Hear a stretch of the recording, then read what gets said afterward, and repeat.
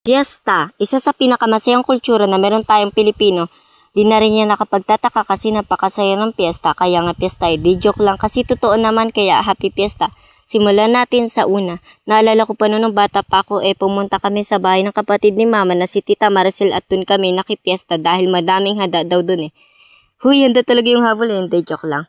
At napatunayan ko yun nung bata pa ako. First time ko pa lang kasi dun pumunta At pagkarating namin sa bahay ni Tita pinakain agad kami. Uy, kain na kayo dyan. Wag na kayong mahiya. Kamusta kayo? Kami ng mga kapatid ko ay pinakain na habang si mama ay nakikipagkwentuhan. Maritas yarn. Di, joke lang. Joke lang mama ha. At pagkatapos namin kumain pumunta naman kami sa isang bahay ng kapatid ni mama na si Tita Marisa at doon naman kami makikikain. Hindi na nga sana ako makikisama kaso pinilit kami ni mama. Busog naman na ako nun At pagdating namin, pinakain ulit kami. Uy, kain na kayo, huwag na kayo mahiya. Busog pa po ako. Sige na, kumain na kayo, huwag na kayo mahiya.